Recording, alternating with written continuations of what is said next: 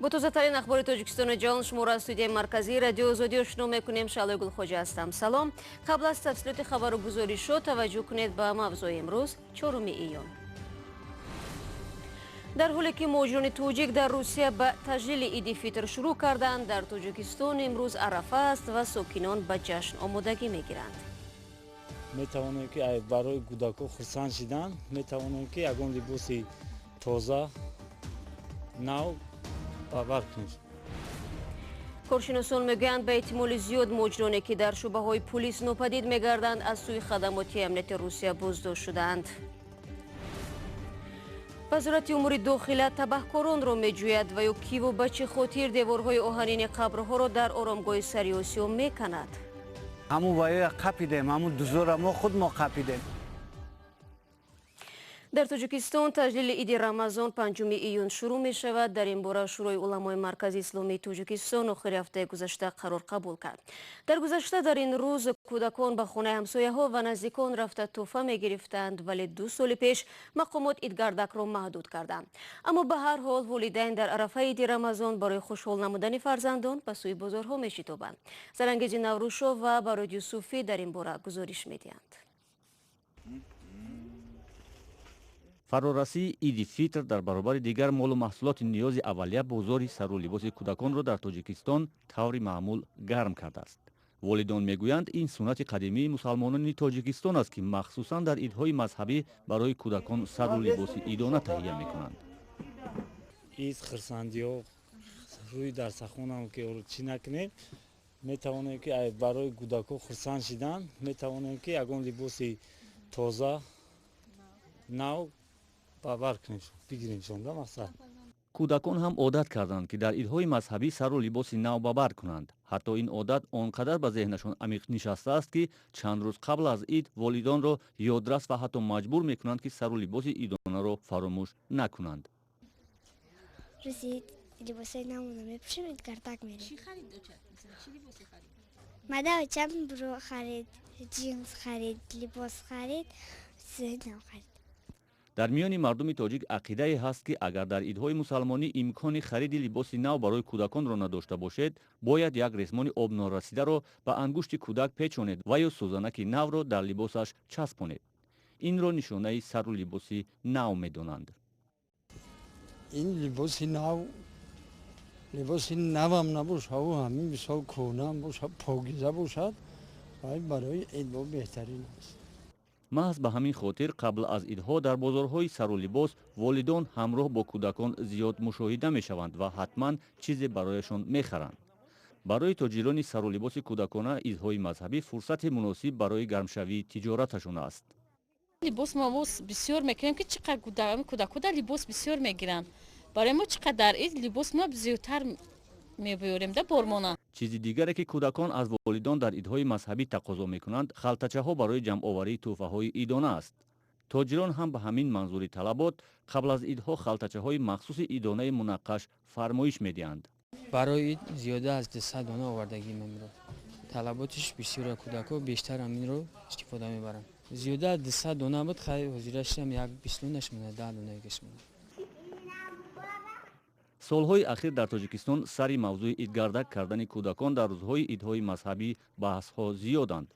تعداد مخالف در روزهای عید خانه به خانه سر زدن و عیدانه طلب کردن کودکان است. به قول آنها این عادت یک نوع آموزش طلبندگی از کودکی است. اما تعداد دیگر بر اینند که این یک سنت مردم تاجیک است. حداقل برای خرسند کردن کودکان در عیدهای مذهبی بر عوض تبریکات عیدانه به کودکان شیرینی‌ها و یا کدام یک تحفه خرد انعام می‌کنند.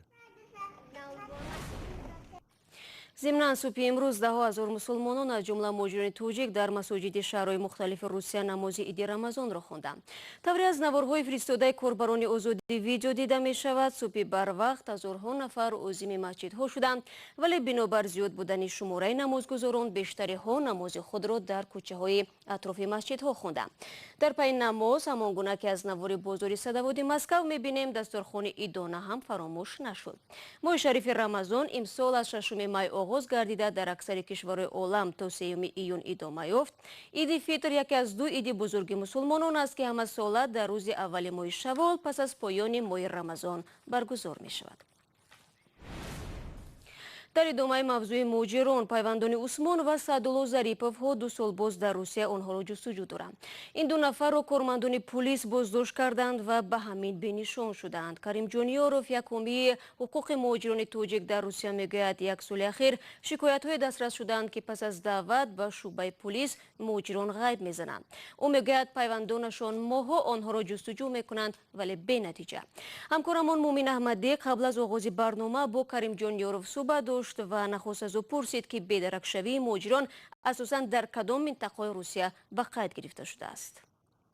муҳоҷирони корӣ аслан дар шаҳри Москав ва вилояти Москав бедарак мешаванд.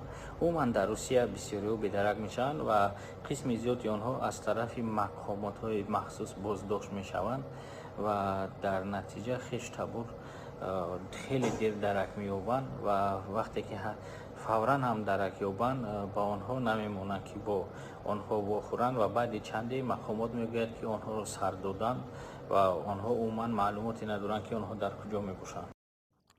сипас ҳамкорамон аз Карим Ҷониёров пурсид, вақте наздикони муҳоҷирони нопадидшуда ба ӯ муроҷиат мекунанд, аз чӣ роҳе ба онҳо кӯмак мерасонад? мо бо тарзи расмӣ ба онҳо кӯмак мекунем. вақтҳое мешавад ки бо тарзҳои ғайрирасмӣ аз манбаъҳои худ дар бораи нафарон мепурсем ва чандин нафарон ҳам ёфтем ки онҳо дар зиндонҳои Русия буданд ё ки дар худи Русия дар кадом шуъбае боздошт мешуданд ва мутаассифона дар Русия ҳам вақтҳои охир гап хабар зиёд аст ки хадамоти махсуси Русия ФСБ зиндонҳои махсус дорад ва дар он ҷо шаҳрвандоне ки бо терроризм ва экстремизм муттаҳам мешаванд боздошт мешаванд, вале дар ин бора ягон иттилооти муайяне нест. Карим Ҷониёров буд ки ба суолҳои Мумин Аҳмадӣ посух дод. рӯ меорем ба мавзӯи дигар. наздикони маҳкумшудагоне ки барои ташкили ошӯб дар маҳбаси хуҷанд айбдор мешаванд, гуфтанд хешовандонашонро ногаҳонӣ ба Душанбе интиқол доданд. мақомот мегӯянд, интиқоли маҳбусон тибқи нақша сурат гирифтааст. баррасии додгоҳии афроде ки барои иштирок дар ошӯби маҳбаси хуҷанд гумонбар дониста мешаванд, моҳи март аз сӯи додрасони додгоҳи олӣ шурӯъ шуд ва то ин вақт пушти дарҳои баста мегузарад. Мирзонабии Холиқзод бо ҷузъиёти бештар. 33 нафар аз маҳбусони маҳбаси рақами 3 шаҳри Хуҷанд аз бозоштгоҳи шаҳри Хуҷанд дар ҳафтаи гузашта ба бозоштгоҳи рақами 1 шаҳри Душанбе интиқол дода шуданд. пайвандони онҳо аз ин ҳолат хеле нигарон шуданд ва танҳо баъд аз он ки ғизо барои наздиконашон ба бозоштгоҳи шаҳри Хуҷанд бурданд, дар он ҷо масъулони бозоштгоҳ гуфтанд ки онҳо дигар дар ин бозоштгоҳ нестанд, онҳоро ба Душанбе интиқол додаанд. ин хабарро сарраёсати иҷрои ҷазои вазорати адлияи Тоҷикистон низ тасдиқ намуданд. аз ҷумла генерал Мансурҷон Умаров, сардори сарраёсати иҷрои ҷазои вазорати адлияи Тоҷикистон, имрӯз дар суҳбат ба Радиои Озодӣ гуфт ки ин тадбир ба хотири амнияту бехатарӣ гирифта шудааст. яъне вай гуфт ки азбаски аксари инҳо аъзои гурӯҳҳои террористӣ ҳастанд, аз ҷумла аъзои гурӯҳи Доиш, яъне маъруф ба давлати исломӣ ҳастанд, метавонанд ба нооромиҳо шояд ё ки ба ошӯбе даст безананд. аз ин рӯ онҳо ба Душанбе оварда шуданд ва таҳти назорат қарор доранд ва дар ҳамин ҷо додгоҳи олии Тоҷикистон дар наздиктарин фурсат ҳукми онҳоро эълон хоҳад кард. аммо ин вазъият бештар наздикони онҳоро дар ташвиш гузоштааст, зеро онҳо намедонанд ки бо фарзандони онҳо ки ба Душанбе оварда шуданд чӣ муносибат карда хоҳад шуд. модарони яке аз ин маҳбусон дар суҳбат ба Радиои Озодӣ гуфт ки баъд аз он ки онҳо огоҳ шуданд ки фарзандонашонро ба Душанбе овардаанд ва дар назар доранд ки рӯзи 6 июн ба Душанбе оянд ва мунтазири ҳукми додгоҳ бемонанд. Тоҷикистон дар зарфи 6 моҳи охир шоҳиди ошӯбҳо дар 2 маҳбаси Тоҷикистон шуд ки ҳарду ин ошӯбҳо пурқурбонӣ ва маргбор буданд.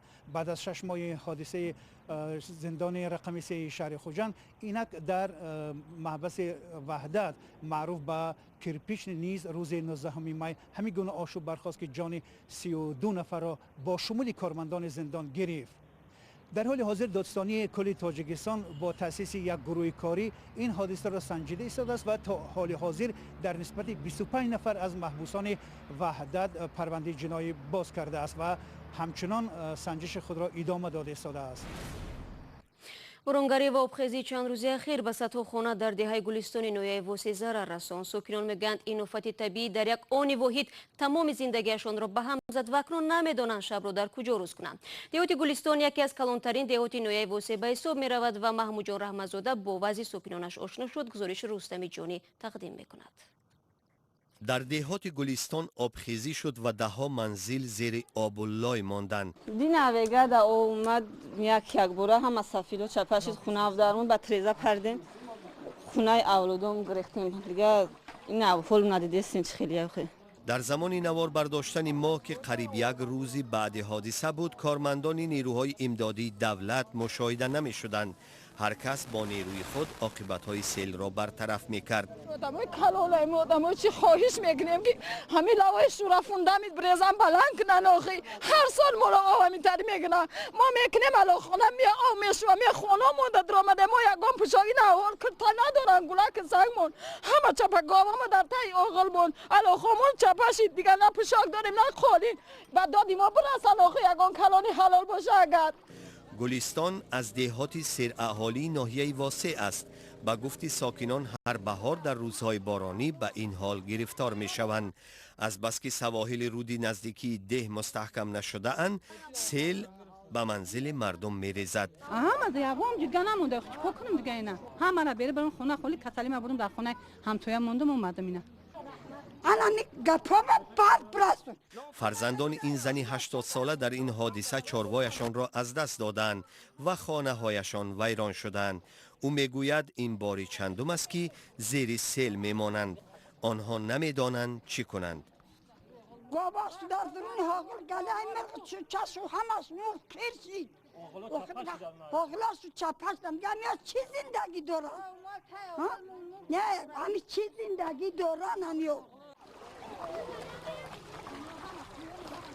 مقامات ناحیه واسع گفتند در دهات گلستان تا 400 منزل ضرر دیده است. آنها تلاش دارند هرچی تیزتر به ضرر دیدگان کمک رسانند. مردم باور ندارند که این کمک تیز میرسد و میکوشند تا حد امکان چیزی را از دارایی خود از زیر لای آب بیرون بیاورند.